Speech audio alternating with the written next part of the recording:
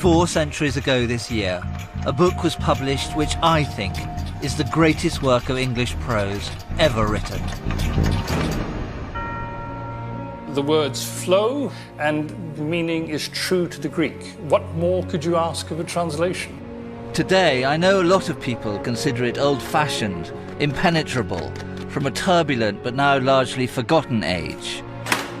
Nothing is more political in this period than religion, and the Bible is at the heart of it. It has sold billions of copies since it was published in 1611. We shall read the Word of God as we find it in the second epistle of Paul to the Corinthians. But in 2011, many reject it in favour of something more modern. Some people call it the authorised version of the Bible, but it's better known by its nickname, the King James Bible. My name is Adam Nicholson. I was first persuaded to look into the King James Bible when I was working as the so-called official historian of the Millennium Dome. I hated every moment of this taste of national politics. But it gave me surprising insights into the making of this great and powerful book. 17th century England was a chaotic, violent, often bureaucratic place. The most unlikely beginnings for a book that would change the world. So how did they make it happen? In this programme, I look back to a world of religious pomp and majesty, of immense seriousness and linguistic skill, fraught with religious and political passions, to show how and why it produced the greatest book of all time.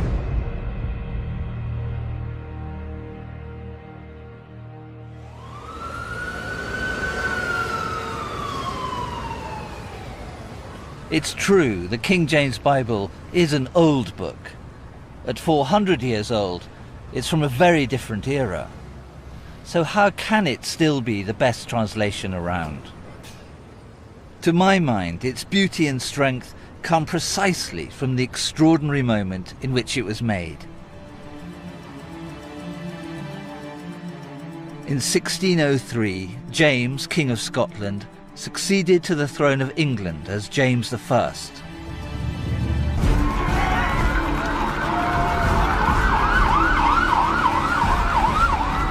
He saw this new country as a glittering jewel, a peach of a kingdom juicy with promise. At its core was the grandeur of Westminster Abbey.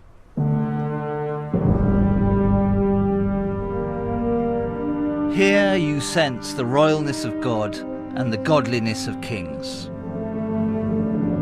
James was not just King of England. He was also head of the Church of England. He once said he had about him sparkles of the divinity, as if the clothes he was wearing were sequined with godliness. This is the heart of the Abbey, packed with English kings, and there is no doubt here that God and the crown are intimately bound together. This would have been James's dream. He saw himself as the summit of a great religious pyramid. The bishops were below him and then the priests. Together they upheld his authority in churches up and down the country. But all was not well in this royal paradise. Not everyone shared James's glorious vision of church and state. For some, it was a living hell. And it was out of this turmoil and torment that I believe the seeds of a great and lasting Bible would be sown.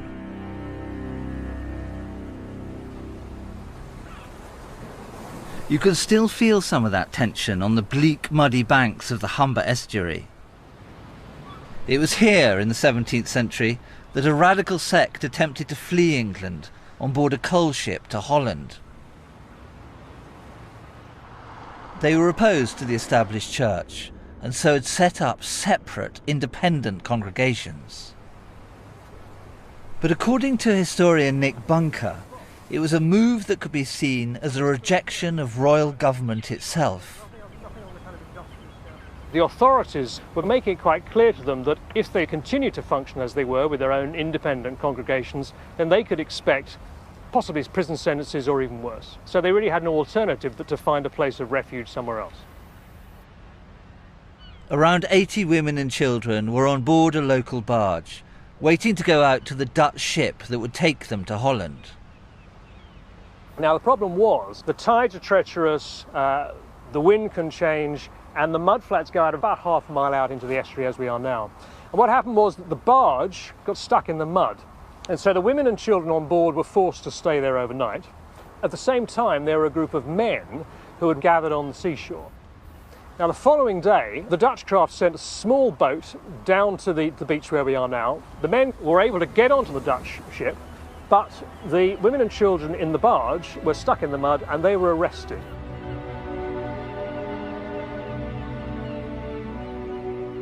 So were they subversives, anti-king, anti-church? No, but they were certainly very unhappy indeed with the official Church of England. They said it was unlawful, they said it was anti-Christian. They used language that could be regarded as seditious. And by sedition I mean it could be regarded as directly challenging the authority of the Crown, which of course was a capital crime.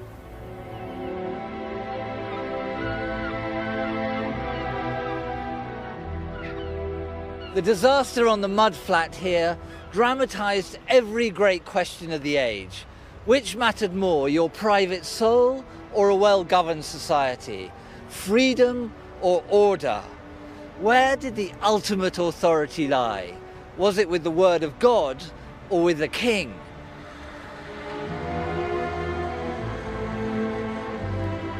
This was a religious age, deeply divided about the path to salvation.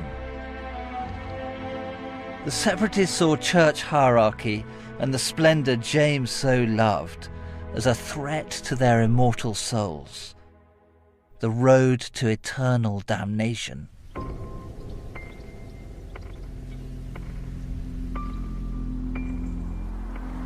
They were not alone. Across the country, thousands of other Protestants called Puritans also believed the established Church of England to be in direct violation of God's word in the Holy Scriptures. I've come to the 17th century Langley Chapel in Shropshire with Stephen Tompkins. He's chronicled the history of Christianity, and this is one of England's best preserved Puritan churches. Well, this place is a perfect illustration, isn't it, of what Puritans wanted from a church. The plainness, the stripping away of all Catholicism, the stripping away of anything that might distract people from focusing on the Word. And when you say Puritanism, what does that word really mean? Puritans were simply people who were not satisfied with how far the Reformation had yet come in England. Yes, they had got rid of the vast majority of what they thought of as Catholicism, but there were these still last niggling remnants. So, for example, the priests were still supposed to wear some of the traditional robes for church. People were still supposed to kneel to receive communion, which Puritans thought was a superstitious Catholic ritual. In the same way, they still had confirmation. There's no confirmation in the Bible, so Puritan says that has to go. And so you get rid of all of those kind of toys, all the furniture of religion, and you're left with the Bible. That's right. There are no ornaments to distract, no stained glass to look at. You could hardly call this an altar there, it's just more like a family table. All the focus is on the word being read from the Bible and then expounded by the preacher. And you have to sit on these extraordinarily uncomfortable pews with hardly any room to get your bum on it. Yeah, there's no concession made at all, is there? You're expecting your congregation to have endurance.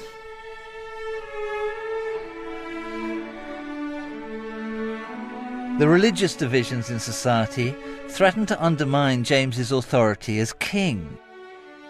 He desperately needed to find a way to bind the two sides together. At the request of the Puritans, he agreed to a conference where all the outstanding issues could be discussed. Better to keep the moderate Puritans on side than leave them to stir up dissent out of view. This is where the idea of the King James Bible would be born.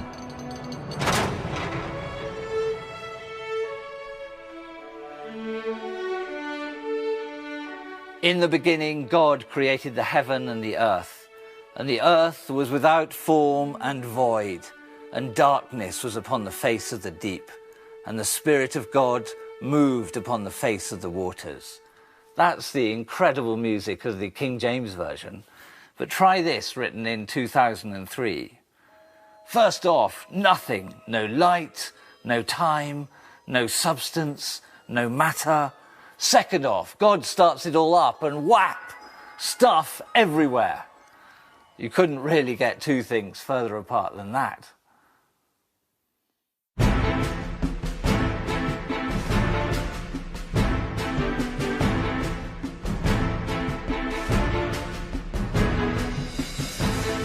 Less than a year after his coronation, James summoned the rival factions to a conference at the extravagantly impressive Hampton Court Palace outside London.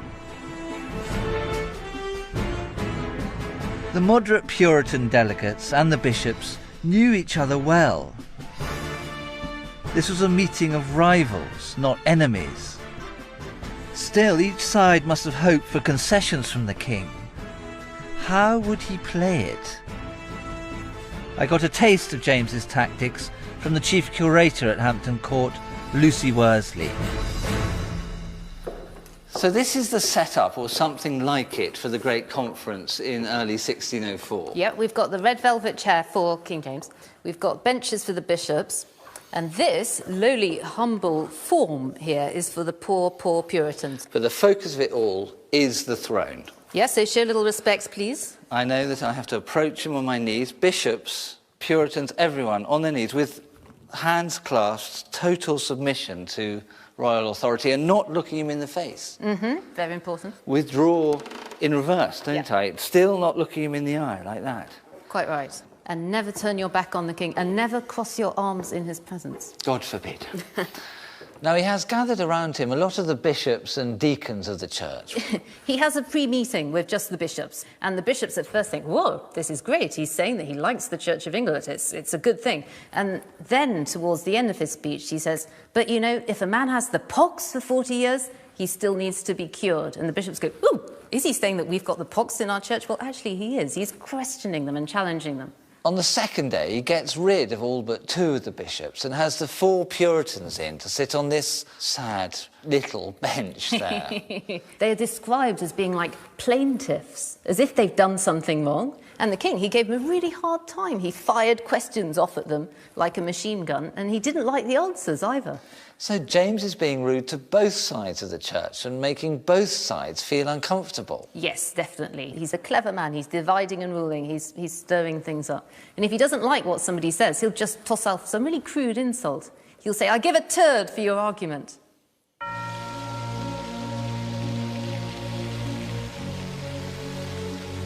It was a very bad-tempered meeting. James was insulting bishop and Puritan alike.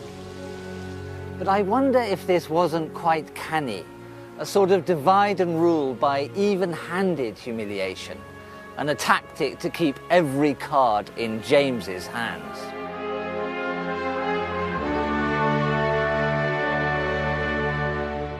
James was a seasoned operator. He knew that the only real solution was some kind of compromise. He wasn't going to countenance anything that threatened the backing of the bishops. But he couldn't quite afford to shut out the Puritans either. His intuitive political skills are revealed in the official record of the conference. A 17th century copy is held at Trinity College in Cambridge. I looked at it with one of Hampton Court's curators, Brett Dolman. I think throughout this you'll see that James is keen on discussion, but he's also keen that we don't get into the area where we are talking about reform of the church hierarchies. He very much sees the bishops, who extreme Puritans want to get rid of, as being part of the cement for his own royal authority, his supremacy over the church. It's here in this book that we see him saying on 2 occasions, no bishop, no king, which means that for him there shouldn't be any real reform, certainly not for the sake of reform. And how does the new translation of the Bible emerge from this complex political landscape? What is it that a Bible will do for him? Well, quite late on in the second day, one of the Puritans suggests that there might be a new translation of the Bible, because those which were allowed in the reigns of Henry VIII and Edward VI, he says, were corrupt and not answerable to the truth of the original. James leaps on this idea, and that's the genesis of the authorised version, right there in this account of the Hampton Court Conference. So all that's needed is a king's Bible for a king's church. Yes, James understands that a new authorised version of the Bible will add to his own supremacy and back up his view of what the Church of England should be. James wanted England to be a peaceful and balanced society and saw a new translation of the Bible as a key ingredient of that. But there was already a string of English Bibles, so why wouldn't any of them be good enough for the king?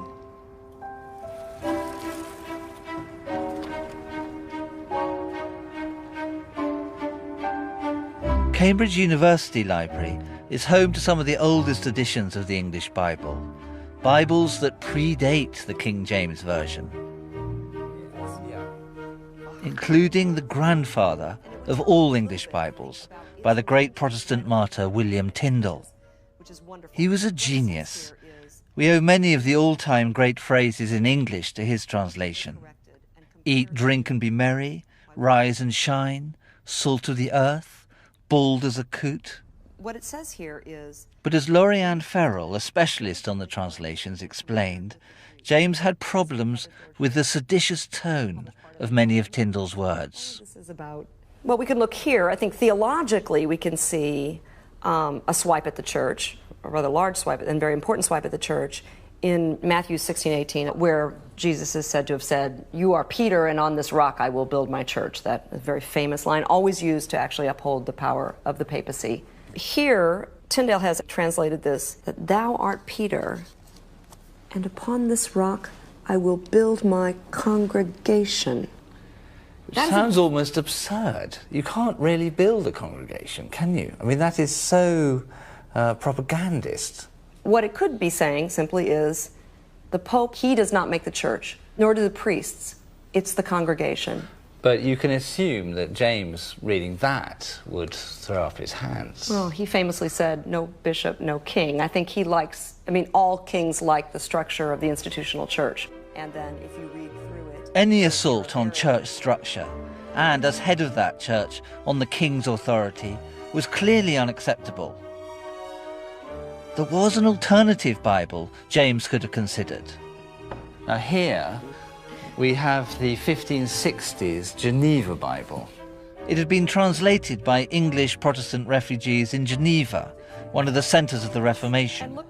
Look how worn out it is. Look at it, it's already... But the problem was that this Bible contained equally treasonable annotations.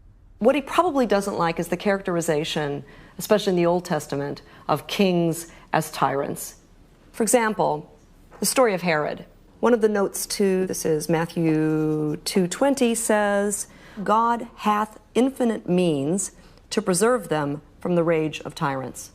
Not the rage of Herod, the rage of tyrants. And James would have felt that he was lumped together in that, would he? There's a king club, I think, or there's a way of thinking about yourself as a king that transcends being lumped with bad kings. James wasn't the first monarch to balk at this sort of language.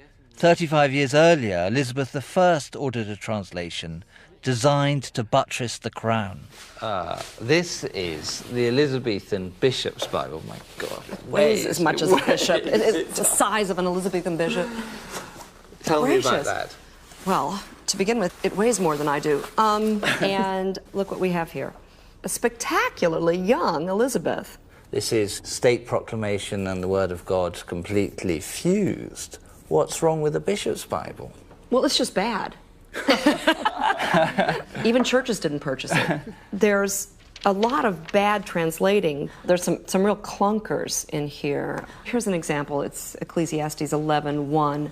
Why don't you read it? This is actually a very famous biblical verse, but it sounds completely incomprehensible in this version. Lay thy bread upon wet faces, and so shalt thou find it after many days. I think it does try to translate, cast thy bread upon the waters, which is meant to mean give to the poor, because it will return to you in some good form later. Right, unfortunately on their face. It seems to me that there's an issue here with the translation of the notion of surfaces, but lay thy bread upon wet faces does not sing. It does, and it's not memorable. But it is for the wrong reason. The Bishop's Bible had one thing going for it. Its politics were closest to James's. Trouble is, no one was reading it. James realized there was no choice but to order a new translation, one that people would read, that underlined his divine authority, but did not alienate the people who were his subjects. But how to reconcile these conflicting needs? The library also houses a document which reveals how James went about it. It's a stringent set of rules drawn up for the new translation. The commission for the New Bible was the only concession given to the Puritans at Hampton Court. They lost on every other issue. And what I see in the rules is attempts to control the particular points that were close to the hearts of Puritans. There are several that are relevant to this. The first of the rules is that the ordinary Bible read in churches, commonly called the Bishop's Bible, is to be followed and as little altered as the truth of the original will permit. No marginal notes at all to be affixed, but only for the explanation of Hebrew or Greek words. And the old ecclesiastical words to be kept. And the examples that are given are church instead of congregation. Another that is used is baptize instead of wash. So there's a conscious choice there. And what is that choice, though? What does it represent? Well, the Greek baptizo simply means to plunge something into water. So wash would be one way of rendering that, whereas baptize has a kind of liturgical association, and the Puritans didn't like that. And the same is true, the word behind church, ecclesia, it simply means a gathering of like-minded people. So they wanted that translated congregation because the word church was so tied up with the existing establishment with bishops and all that they wanted nothing to do with it. So Bishop's Bible, no Puritan words, no Puritan marginal notes. Do you think the Puritans were sold a dummy here? In a sense they were, in that they were brought in believing that this was their great chance. And in the end, well, not in the end, in the beginning, the rules effectively strangled their ambitions. These early decisions about translating individual words would dictate the future beliefs of the Church of England. It would remain ceremonial, sacramental, hierarchical, very different from the Puritan model. So why did the Puritans not simply walk away? Well, don't forget, the new translation was still their idea. And they did leave their mark, as we shall see. But what's fascinating is the idea of a set of rules for what is meant to be, after all, God's own words. There's no hint in these rules of any divine inspiration, or any thought of God coming down and somehow telling the translators what to do, nor even any suggestion of prayerfulness, of people needing to be in the right frame of mind. These are the exact instructions of royal officials, to be followed to the letter.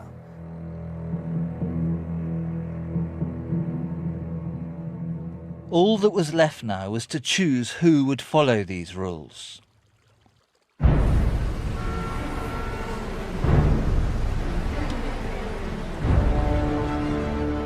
Surprisingly, James's plan was to appoint not one translator, but an entire army of them, a committee no less, of more than 50 translators. Pint of Dunbar, please. Today, the idea that a committee is the best way to produce a masterpiece sounds more like a recipe for disaster. In 1999, I was given the job of writing the history of the Millennium Dome. It was meant to be the great single expression of British national consciousness.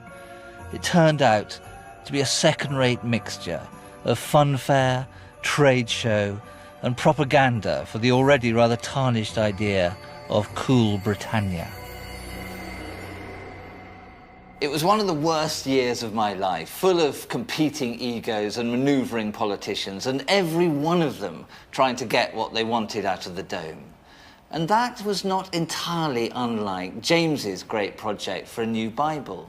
He too wanted it to be a grand political statement and a centrepiece of national life, and all driven along by some powerful and passionate people. Of course, the new Bible was to be about God rather than about the world. But how did the King James Bible avoid the same fate? How did it steer clear of the muddle, the mediocrity and speciousness of the Dome? How did the Jacobeans get it so right?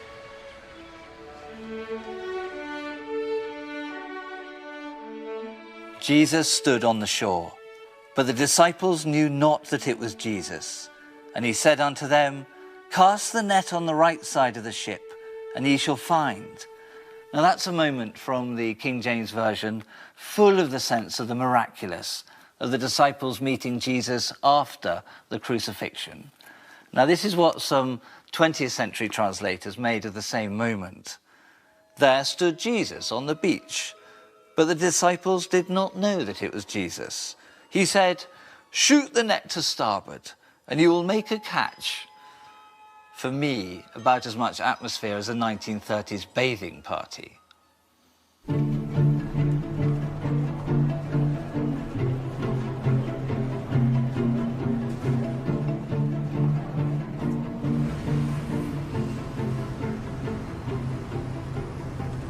There's no getting away from the levels of bureaucracy involved in the translation process. Around 50 translators were to be appointed to work in 6 separate subcommittees, or companies as they were called. If the word company conjures up ideas of shareholders, targets, reporting systems, that's entirely right. In James's time, the model would have been the joint stock trading companies, the Levant or East India Company, set up to share risk and establish broad-based businesses in the new foreign markets. That pooling of many resources in pursuit of a single enterprise was exactly what James had in mind. But when did a committee ever produce a good idea, let alone a masterpiece? Okay, I think we're ready to get started this afternoon. Today, most biblical translations are still done by committee. There's 3 main Hebrew words to be considered. Eved is the most general, broad term that's typically rendered servant and sometimes slave. Then for women who are in servitude, typically shifcha and amah. All right, thank you. Now, I think... More surprising is that it seems many great literary works in Jacobean England were also done in this way. What we have been discovering in the world of Shakespeare scholarship, for example, is that Shakespeare is not a scholarly genius, but he's often collaborative. People work to deadlines, and teams are the creatures that achieve deadlines. So just as in the theatres, a play was required a month from now, and it's a case of you write Act 1 and I'll do Act 2, so the same kind of collaborative thinking goes quite naturally into the making of the King James Bible. There is an impulse to find a presiding genius who is behind the translation, and there isn't one. The committees did it. Better to say the Old Testament gives us a realistic picture So who exactly were the translators? And were they in it for the love of Scripture? The translators represented a full cross-section of Jacobean England, or at least that part of it where court, politics, church and scholarship all met. But they were a pretty motley crew. Chief among the translators was a bishop and establishment man, Lancelot Andrewes. He was a brilliant linguist, remembered also for his ruthless pursuit of Puritan radicals. Oh yes, and he blew £3,000 on an extravagant party for his benefactor, the king. There were some cynical court politicians among them, like Henry Savile, who made a huge fortune for himself milking colleges in Oxford and at Eton, or James Montague, editor of the King's Collected Works and an obsequious, flattering man. There were adventurers like John Layfield, who'd been on a wild buccaneering trip to the Caribbean where he'd fought the Spanish and may well have been the first Englishman to have eaten a pineapple. Or there were fierce preachers like George Abbott, who once arrested an entire church full of students because they hadn't taken their hats off when he came in. And there was a drunk, Richard Dutch Thompson, who it was said never went to bed one night sober, and was translating the fabulously obscene epigrams of the Latin poet Martial while doing Exodus in the daytime.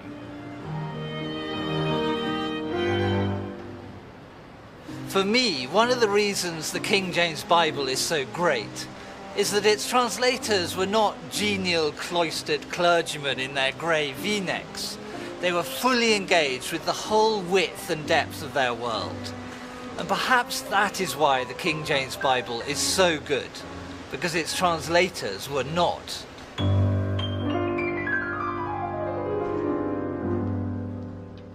But it was important that another sort of translator was also involved. Puritans needed to be central to the process, because with them on board, no Puritan could claim that this was not his Bible. Sam Ward taught here at Sidney Sussex College in Cambridge. He was a very different type of translator, but an equally complex character. We're lucky that his crabbed, personal diary has survived. It reveals the very troubled mind of a Puritan. The problems could be major or minor. Among the minor problems he felt he faced in his own life, being godly, was his overindulgence in eating. There's a rather marvellous entry where he talks about also my intemperance in eating too many plums. And sometimes it got rather worse than that? It could get worse. There are a few references to what he calls often adulterous dreams. And there's one particular entry when he refers to the grievous sins in T College, which was Trinity College, in which a woman was carried from chamber to chamber in the night time. And then he goes on, and this is very personal, of course, my adulterous dream that night. It's fascinating, isn't it? Because it's like a form of moral rigour, not allowing the sloppiness of one's life to go by unseen, but to make everything known. Yes, there's a bringing to the surface. One might almost refer to psychoanalysis, in which everything has to be brought up. If you start here, then you're going to be acutely interested in absolute clarity of understanding, in making sure you really know what you're dealing with, that in fact you couldn't think of a better training for a translator than this. Yes, and it begins at the level of the extremely personal, by attending so precisely, almost like a detective, to every moment. You are probably getting as close as a human being can to some notion of the holy and the true.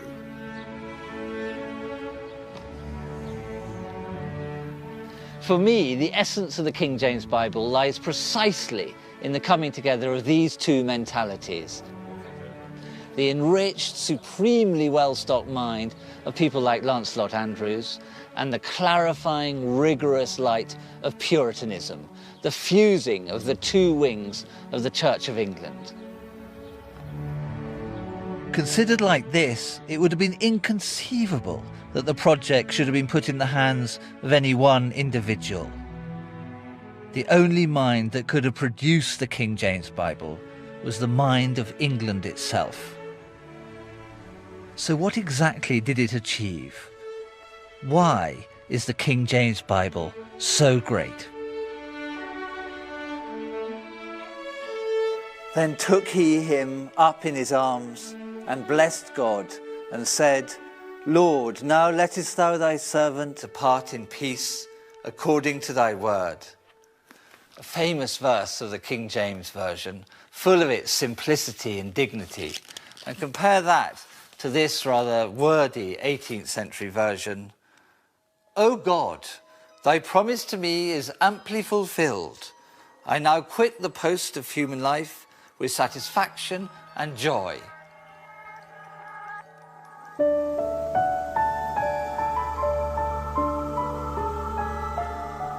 There are many reasons why the King James translation is so good, but I believe one of them is undoubtedly James himself. The traditional view of James is of a lustful, extravagant, weak Scotsman, addicted to the divine and absolute right of kings. But he had great virtues too, particularly in his early years on the English throne.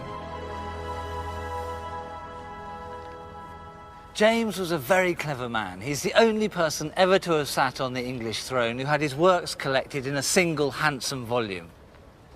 And that's him up there giving them to the University of Oxford. Intellectual, highly articulate, obsessed with language. This rare coming together of wordiness and monarchy created the perfect conditions for a great and kingly translation of the Bible. There's no doubt this Bible was a political project, but it was much more than that. James encouraged rigorous scholarship. This is the library at Merton College, Oxford, where one of the translators, Henry Saville, worked. What I'm struck by is the thoroughness of these 17th century scholars. Now this, I think, is a grammar of Hebrew. What you've done for me very helpfully, actually, is set this book down the wrong way. Even in the period, it was called a left-hand book, because you need to turn it that way and work for us, as it were, from back to front and from right to left when reading what is in this case a grammar of the Syriac or Chaldean Semitic language. And it's a grammar that would simply help scholars like Saville and the other translators understand those early Hebrew witnesses.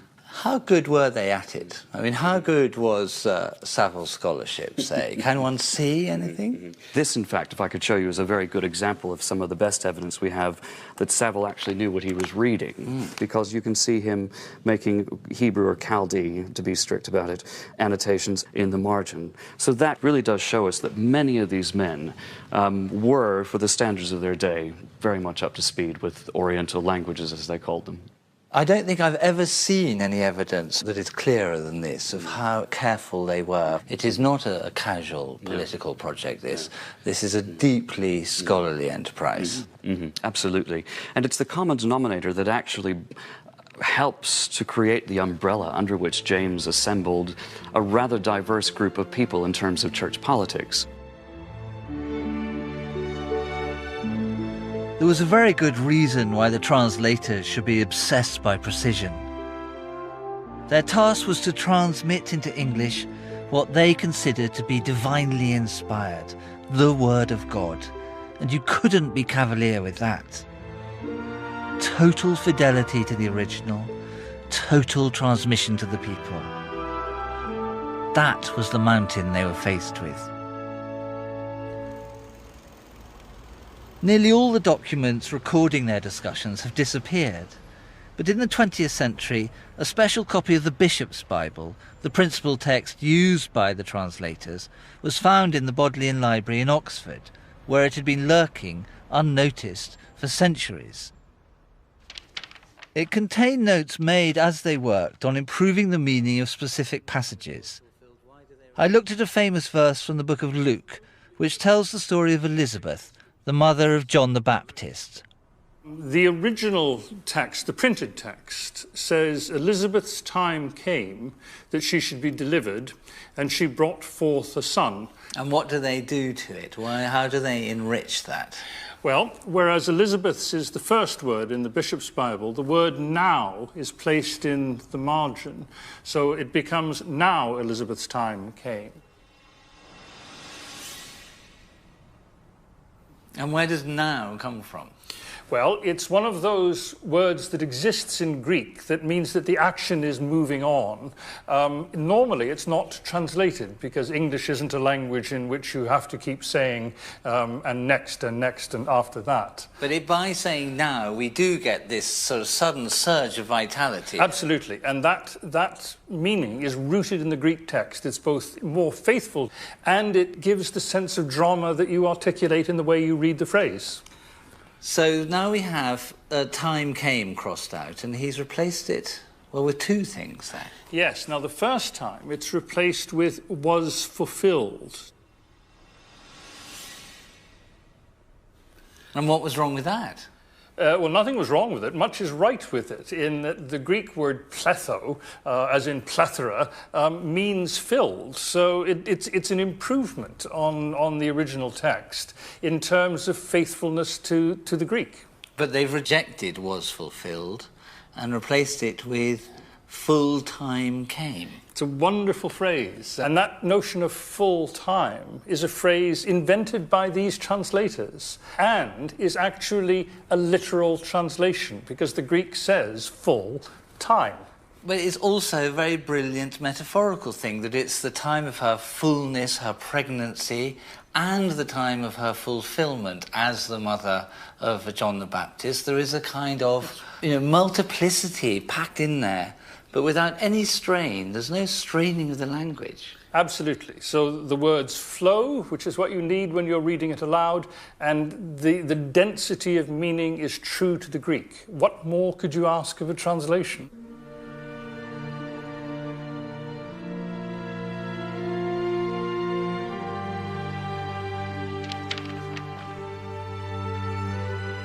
Nothing is more important in this 17th century world than getting the words of the Bible right. And the translators address that partly through the seriousness of their scholarship and partly through the absolute clarity of the language they use, something vital for the Puritan wing of the church. But for me, there's a third element, the thing that makes the Bible sing in these translators' hands, and that is the close and vivid attention they pay to the way the words sound. It's possible to see firsthand just how much importance they placed on this aspect of the translation. A copy of some notes taken during the final revision stage has survived. It's held by Corpus Christi College in Oxford. This is the president's lodgings in the college. And it's one of the very few rooms in England where we know for sure that the translation actually happened. One of the committees met here. Now, the Bible that they were planning to make here was something that had to be read in church every Sunday, something which would reach the people through their ears. The ear is the key organ in this whole story.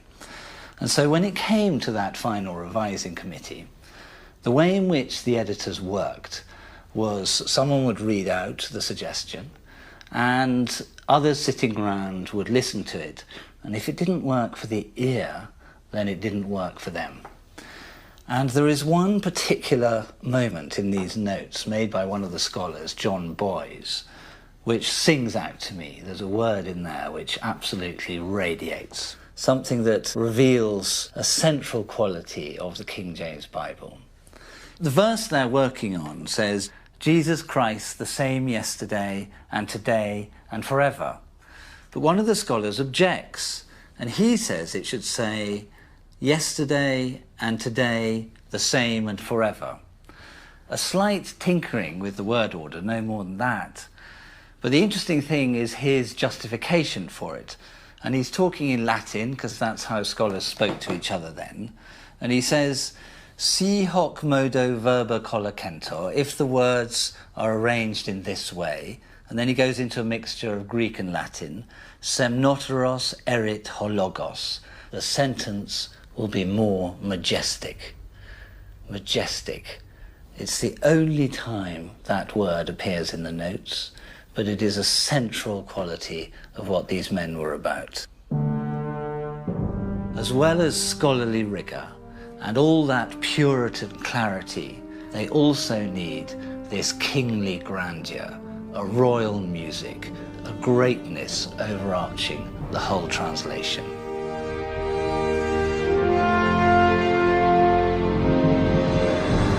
For me, this sense of majesty is one of the reasons for the lasting appeal of the King James Bible. The language is dense with a kind of verbal sumptuousness which flows effortlessly from the translators, and I think that's in large part down to the period in which they lived.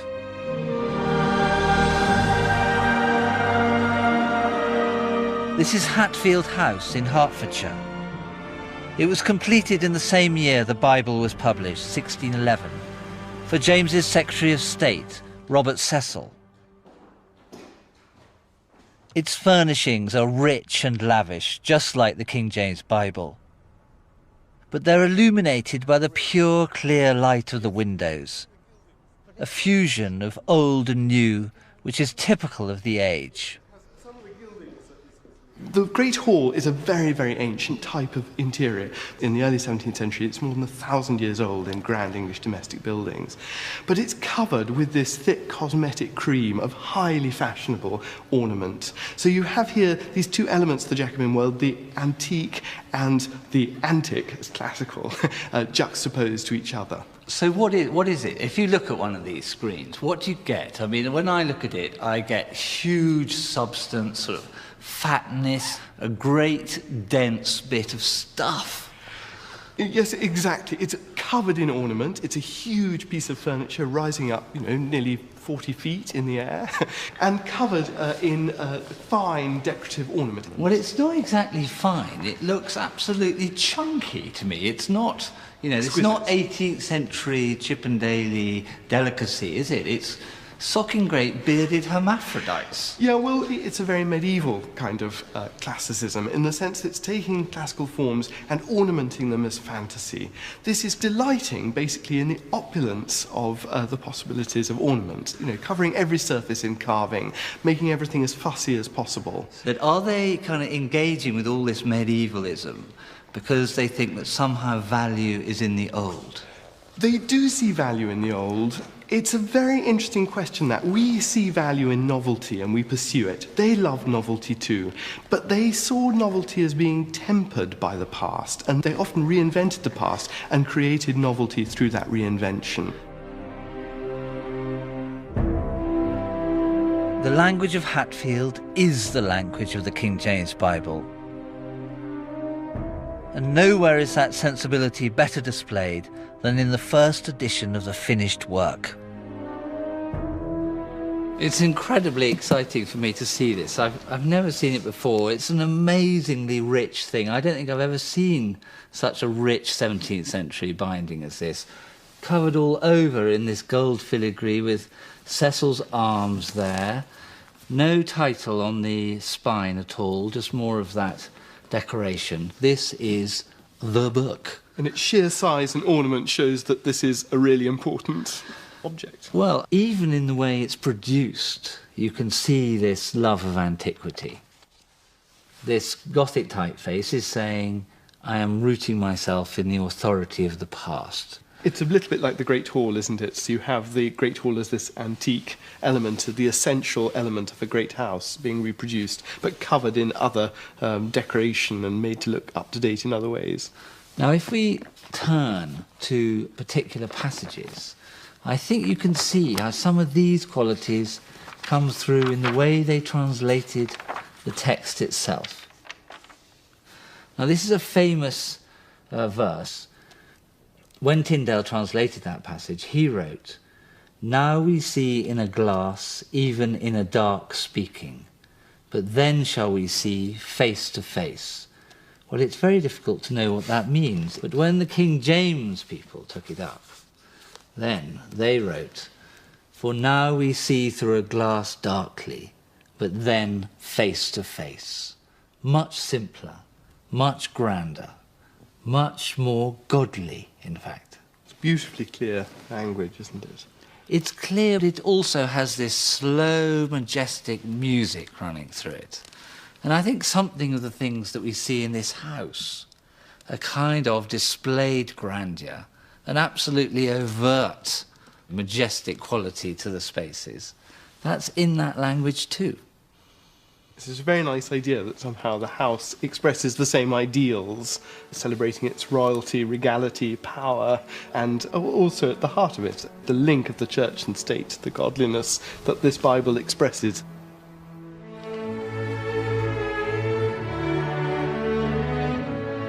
In tracing the story of how the King James Bible was made, I have discovered many of the reasons why it became such a success. The precision and rigour of its scholarship,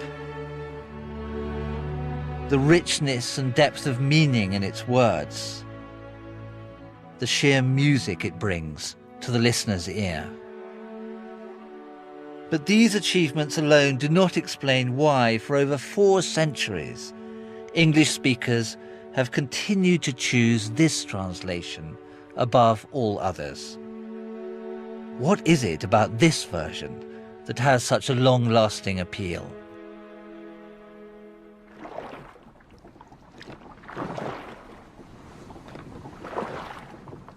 Conveying the mystery of the divine is the greatest of all challenges to language of any kind.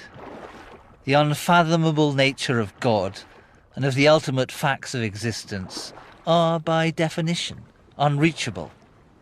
So when life deals its heaviest blows, where do you turn? Not long ago, I was talking to a fisherman whose son had died here off the coast of the Outer Hebrides. He was just 24. His father told me to read Psalm 77, saying in effect that I would find there everything he could ever think or feel about what had happened. Will the Lord cast off forever, and will he be favourable no more? Is his mercy clean gone forever? Doth his promise fail forevermore? Thy way is in the sea, and thy path in the great waters, and thy footsteps are not known.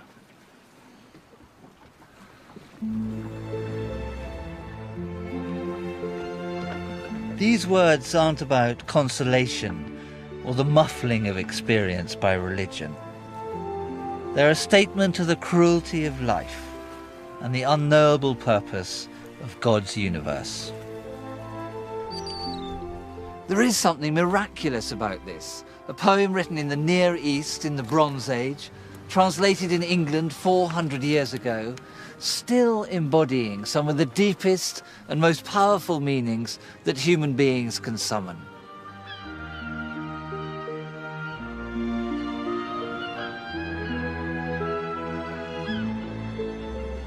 But did the 17th century world recognise this as a masterpiece? And more importantly for James, did it secure his ultimate ambition, to be king at the heart of one united country?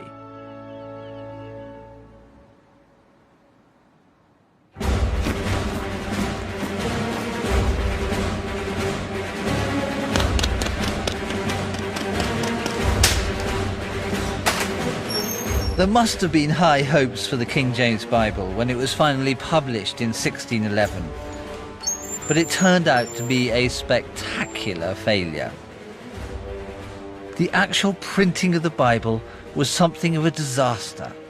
Numerous inaccuracies crept into the text at this stage. This is a page from an edition published in 1631, which was called the Wicked Bible, because the printer left out rather a crucial word from the 7th commandment, and it now reads, "Thou shalt commit adultery."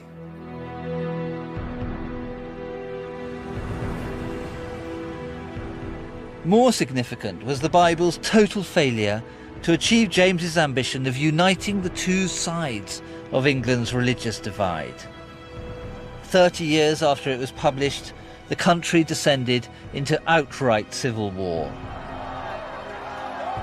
Puritan and parliamentarian against bishop and king. James's son, Charles I, was beheaded. England became a republic with no place for a royal Bible. It was left gathering dust. So the question is, why did its fortunes change? Today, in most Anglican churches, such as St Margaret's, the parish church of the Houses of Parliament, you will find the King James Bible. At the end of the Civil War, and with the restoration of the monarchy, everything changed. The King James Bible became revered as something from before that age of violence and trauma. It stood for monarchy and continuity, a symbol of a kingdom that had always been God's country. It was this that finally allowed it to unite everyone, from radical Protestant to those in love with ceremony. It set the basis for today's Church of England. What's more, it entered the consciousness of the nation. Week after week, decade after decade, for century after century, this book was read in church, at school, at home. Its down-to-earth vocabulary fed our love of the real and the concrete.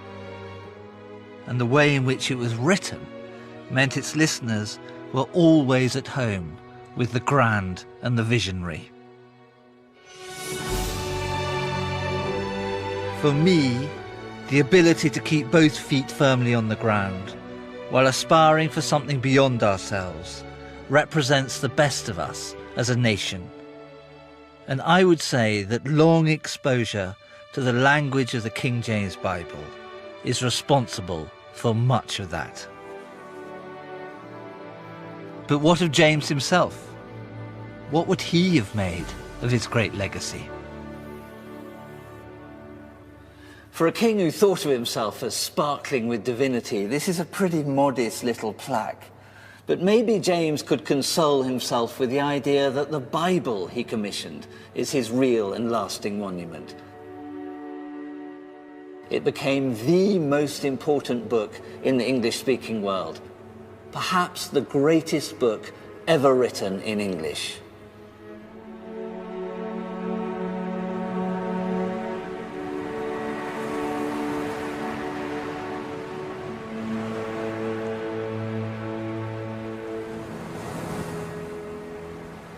I'm no churchgoer, but I'm not an atheist either. I'm drawn just as much to all the richness of ceremony as to the holiness of the plain and simple. But with this Bible, there's no need to choose between them. Both are absorbed in it, and that is why its words are still alive, why they're still a vehicle for meaning when little else can be. And for me, that is the miracle of the King James Bible.